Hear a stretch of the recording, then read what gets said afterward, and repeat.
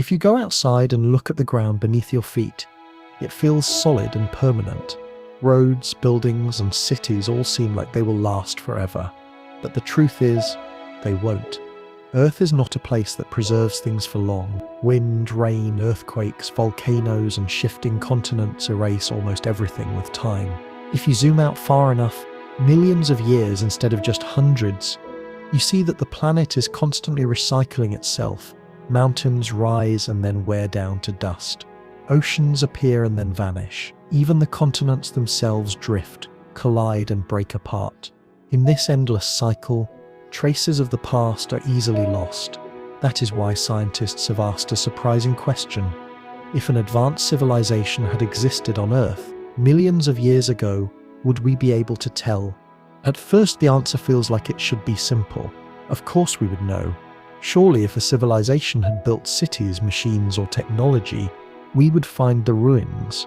But this is where the scale of time changes the picture completely. Human civilization itself is incredibly young. Our species has existed for about 300,000 years. Cities, farming, and writing go back only 10,000 years. Our modern world of industry, electricity, and technology is barely 200 years old. Now compare that to Earth's history, 4.5 billion years. If the entire history of the planet was a single day, humans would appear only in the final few seconds before midnight. Almost the entire day passed without us. That means there has been more than enough time for other civilizations to rise and fall before us, and their traces, if they existed, could have been erased long ago. To understand how fragile evidence really is, imagine what would happen if humanity disappeared tomorrow. At first, our buildings and cities would remain, standing empty. But within just a few decades, plants would break through the concrete, water would seep into the walls, and bridges would rust. In a few hundred years, most structures would collapse. After thousands of years, forests, deserts, or oceans would have covered everything. And in a few million years, the movements of Earth itself, earthquakes, glaciers, erosion, would have erased even the ruins. What would be left for future beings to find? Not the cities or monuments, but faint signals in the soil, a layer of plastic broken down into microscopic particles, unusual levels of carbon from the burning of fossil fuels, radioactive isotopes from nuclear activity. These are the kinds of fingerprints our civilization might leave behind. This is why the Silurian Hypothesis is so fascinating. It does not imagine that we might stumble upon a fossilized car or a buried computer from 1 million years ago. Instead, it asks us to think about the much smaller, much subtler clues that industrial activity leaves in the geological record. For example, when scientists study rocks from millions of years ago, they sometimes find sudden spikes in carbon levels, which suggest that the planet's climate changed rapidly. In other cases, they find unusual metals or isotopes that don't fit neatly with natural processes. Most of these are explained by things like volcanic eruptions, asteroid impacts, or natural chemical cycles. But the question lingers, could some of them be signs of something else? Something built, not just natural? We already know how incomplete Earth's memory is. Fossils themselves are rare. The vast majority of living things never become fossils at all. Soft-bodied creatures often vanish without a trace, leaving us whole chapters of evolution missing. If even life itself can be erased so easily, imagine how much harder it would be to preserve the remains of a civilization after millions of years. Entire species can vanish from history without evidence. So why not entire societies? That is why some scientists argue that we should at least consider the possibility. The Silurian Hypothesis is not saying that there definitely was another civilization before us. It is simply saying that if there had been, our chances of finding obvious proof are very low. The only hope is in subtle clues, chemical fingerprints, isotopic anomalies, unusual geological patterns that might hint at something more than volcanoes or asteroids. The difficulty, of course, is that nature itself can produce many of the same signals. Untangling natural causes from artificial ones is almost impossible after millions of years. And yet the question itself is valuable. It forces us to think about how fragile our own existence is. It reminds us that our cities and machines, which feel so permanent to us, are temporary in the eyes of the Earth. It also reminds us that we might not be unique. Perhaps we are the first technological species to rise on this planet. But perhaps we are not. If we are not, then the only evidence left of those who came before us is hidden in stone, waiting to be read like a half-erased page in the planet's history. If our first step was to realize how fragile civilizations are in the face of deep time, the next step is to ask, where would we even look for traces of one?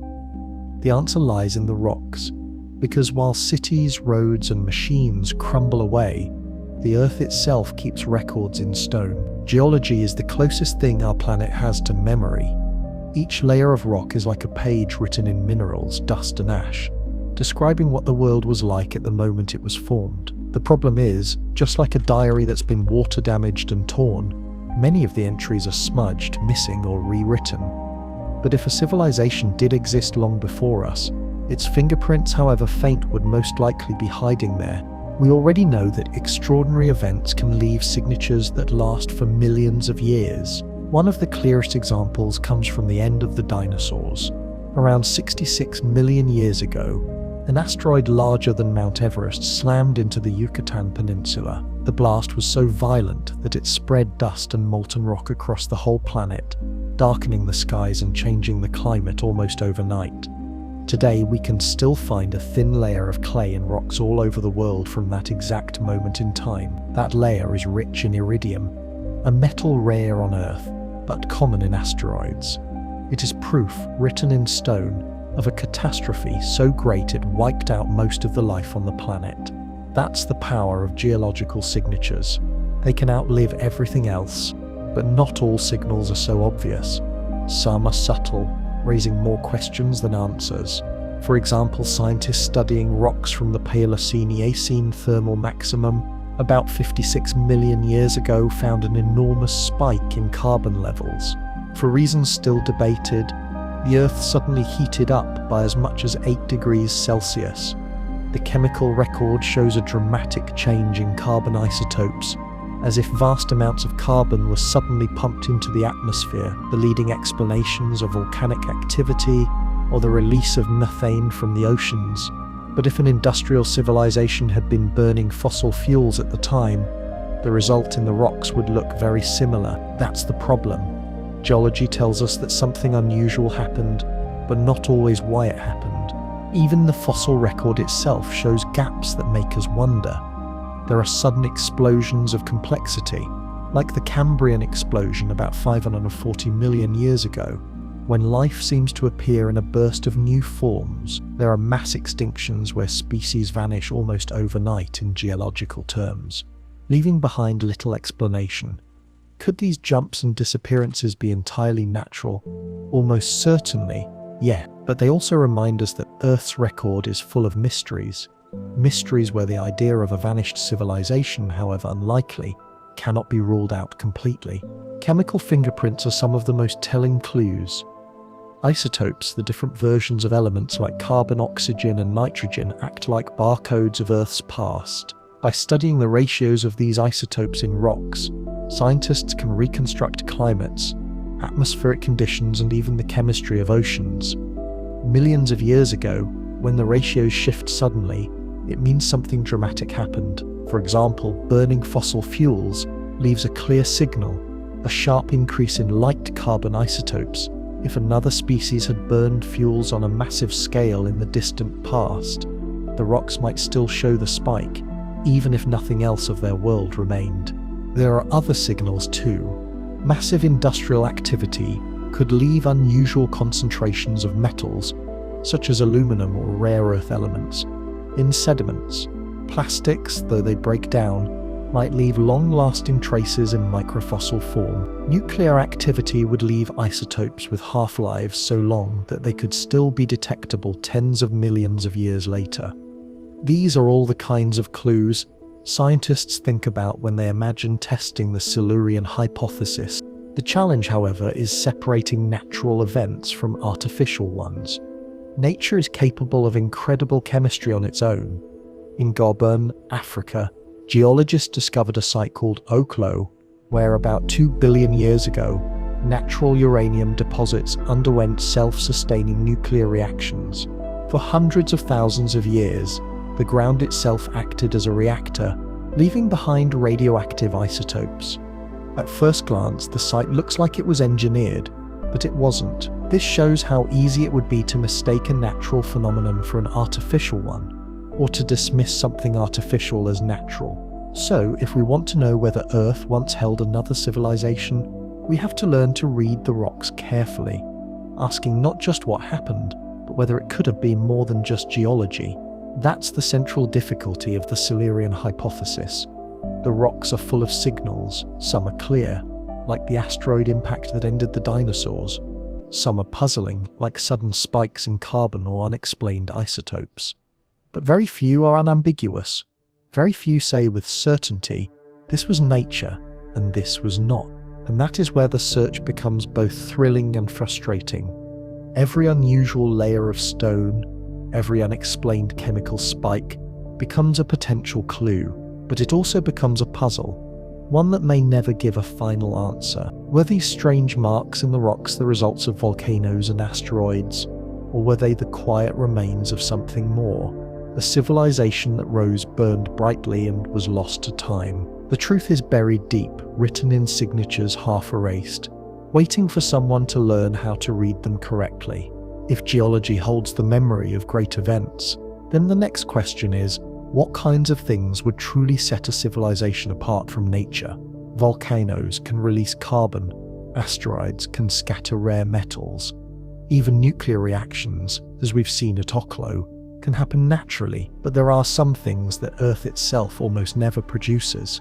Things that, if we were to find them in rocks millions of years old, would raise eyebrows and questions that could not be brushed away so easily. The first is synthetic materials.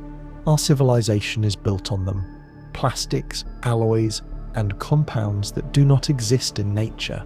Plastic in particular is everywhere. From bottles to packaging to microscopic fibers in clothing, it has become a geological force of its own. Scientists now talk about a plastiglomerate, a strange new rock made of sand, shells, and plastic melted together by fire.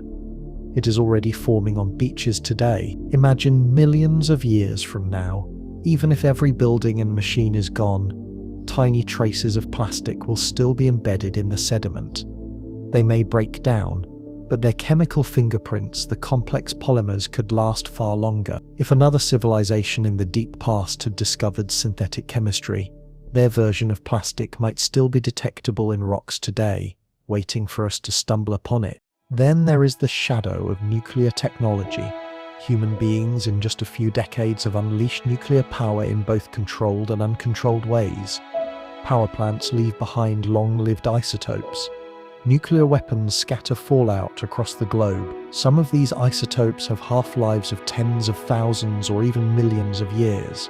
That means they could survive deep time. If we were to discover a thin layer of rock, enriched with isotopes like plutonium-244 or curium elements that do not occur naturally in usable amounts, it would be almost impossible to explain without some form of advanced technology. We already know that the fossil record shows sudden layers of strangeness, spikes of iridium from asteroids, carbon shifts from climate events, uranium residues from natural reactors.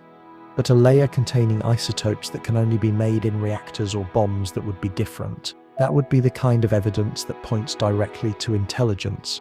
Beyond the chemistry, there is another possibility: physical structures hidden where we rarely look. Most of Earth's surface has been transformed many times over, but there are places where evidence could survive, locked away from erosion and plate tectonics. The deep ocean floor, for example, is still one of the least explored regions of our planet. Buried under layers of sediment, ancient structures could exist without us knowing.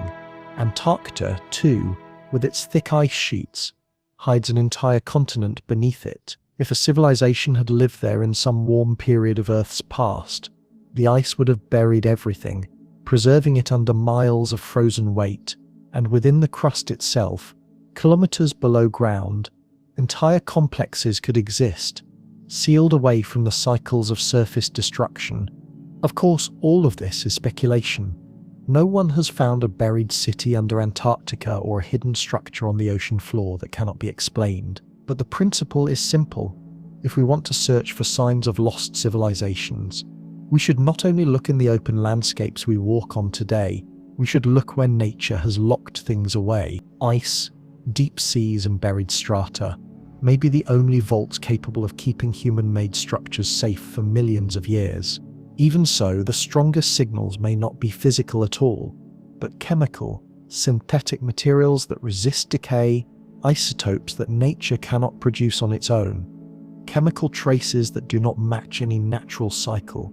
These are the shadows of industry, the quiet fingerprints of technology. If such things exist in rocks from hundreds of millions of years ago, they might represent something far greater than natural anomalies. They might be the whispers of civilizations erased by time. And here we return to the haunting thought. When we dig into Earth's crust and study its chemical puzzles, are we always looking at volcanoes and asteroids, or are we sometimes brushing past the faint, almost invisible remains of someone else's industry? The evidence so far is inconclusive, but the possibility hangs there. If the past held another civilization, its greatest legacy may not be ruins or fossils, but subtle scars in the rocks, artificial materials hardened into stone, nuclear shadows frozen into isotopes, and perhaps even entire cities buried beyond our reach, hidden but not gone.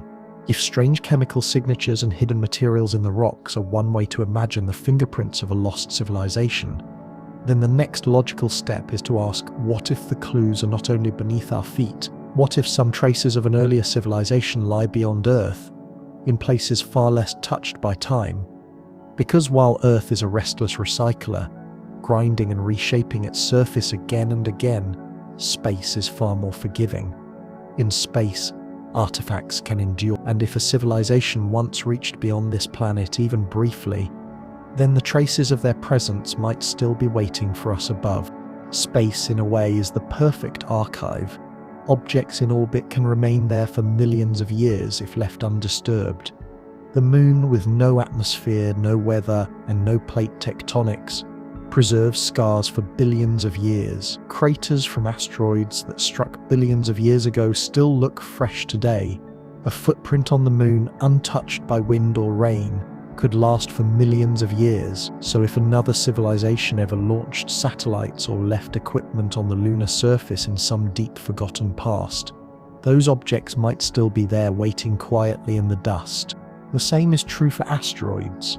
Some scientists have speculated that mining asteroids could be one of the first steps for any civilization reaching into space. An asteroid stripped of certain metals or bearing drill marks might be hard to distinguish from a naturally battered rock, but it could be a clue nonetheless.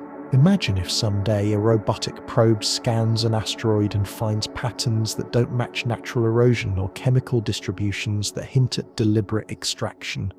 Would we recognize it for what it was? Or would we dismiss it as another oddity of nature? The moon and asteroids are not the only places to consider. Even Earth's orbit itself might hold long-lost relics. Our own satellites circle the Earth now in thousands, forming a cloud of technology around our planet. Most will decay and burn up in the atmosphere within centuries, but some could remain in stable orbits for tens of thousands of years. If another civilization once did the same, faint wreckage of their machines could still be circling high above, disguised among the natural debris of space. The odds of us spotting them may be low, but the possibility remains. Beyond the physical traces in space, there is another archive, one even stranger: life itself. The DNA of living things is not just a code for biology. It is also, in a way, a storage system, one that can preserve records across generations. Modern humans are already experimenting with encoding digital data directly into DNA. Entire books, films, and archives have been stored in the genetic code of microbes.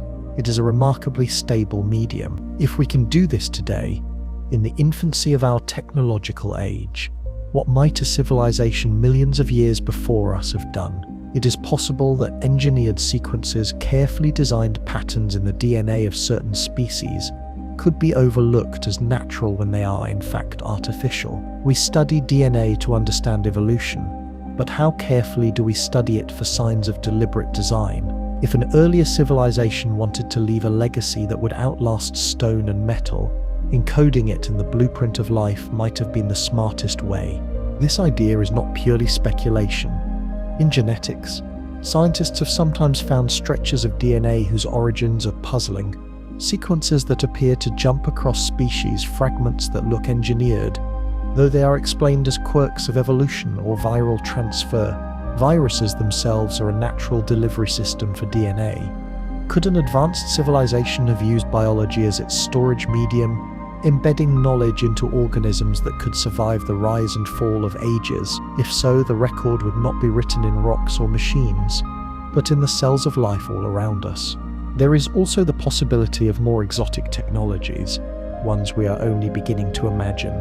Crystalline data storage, for example, is something human scientists are already exploring, using quartz crystals to lock away information in patterns that could last billions of years. Quantum storage, too, is beginning to emerge as a concept, where the very states of particles are used to hold information. If another civilization had mastered these technologies, they might have hidden their records inside minerals, crystals, or geological formations that look to us like ordinary stone. For us, it would take a change in perspective to notice. Perhaps some of the crystals we collect in museums, admired only for their beauty, are more than they seem. And if we think even bigger, we might ask, what about traces beyond the solar system itself? A civilization advanced enough to leave Earth might not have stopped at nearby space. It could have traveled to Mars, leaving equipment buried under dust and sand. It could have built probes that drift into interstellar space, tiny messengers moving silently between the stars. We ourselves have already sent out such probes, the Voyager spacecraft carrying golden records with greetings and music. These records are meant to last for millions of years. If we can do this, what might a civilization older and more advanced have done? Some astronomers have even speculated that unusual signals in the cosmoses of energy or unexplained radio bursts could be the leftovers of technologies so old that their creators are long gone. Of course, none of this is proven. The Moon, as far as we know, holds only the footprints of Apollo astronauts. Asteroids look natural. DNA, for now, seems to carry only the story of evolution. But the very fact that these possibilities exist shows us where to look and how to think differently. If Earth has erased much of its own history, then space and biology might be the vaults where something survives, and perhaps we have not yet learned how to read them correctly. The Silurian Hypothesis began with a simple question. If another civilization had existed before us, would we be able to tell? By following that question outward, we see that the answer may not lie only in the ground beneath us, but in the skies above and the life around us. The truth, if it exists, may not be obvious at all. It may be subtle, encoded in the stars, the rocks, and even in our very cells. And this raises a deeper, more unsettling question. If someone came before us and left a message in these hidden places, would we even recognize it when we found it? Or would we dismiss it, as we so often do, as just another mystery of nature? If we step back and look at everything we have explored, a pattern begins to form. Civilizations rise. They reach for power and knowledge, and then sooner or later they fall. Sometimes the fall is slow, like a candle burning out. Other times it is sudden, like a fire consumed by its own fuel. The Earth itself is full of warnings written into its stone. Carbon spikes that hint at runaway climates. Isotopes that look like the shadows of great burnings. Sudden extinctions that remind us how fragile life really is. Whether or not these signals were made by another intelligence, they tell us one thing clearly. The planet remembers catastrophe far better than it remembers civilization.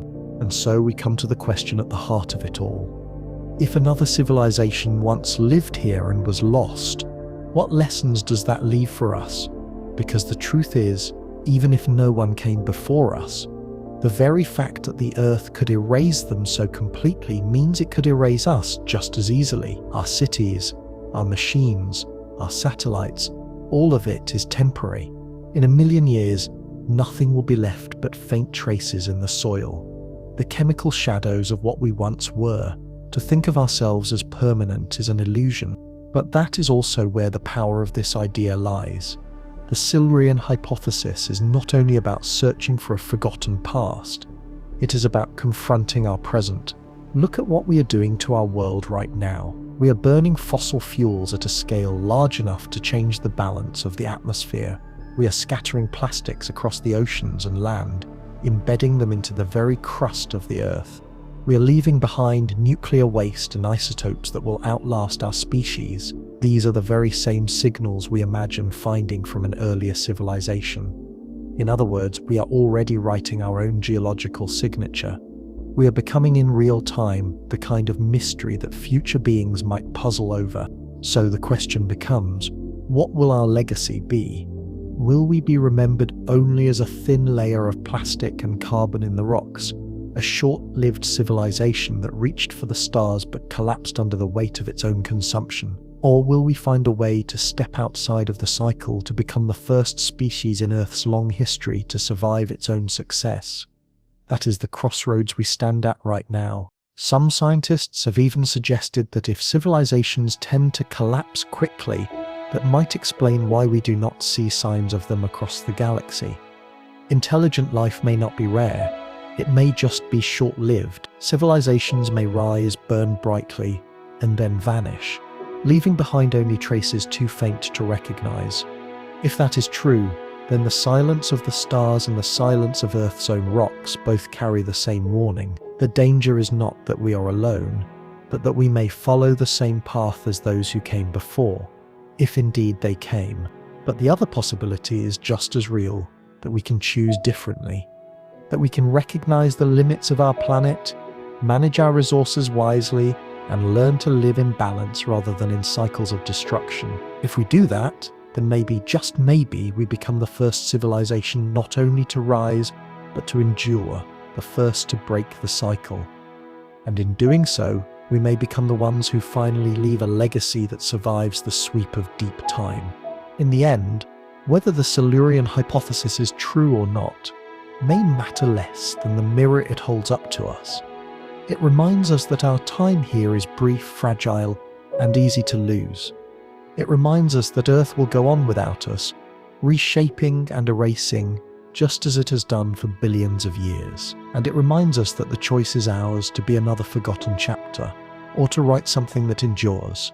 Perhaps one day, far in the future, someone will dig into the rocks and study the layers of our age.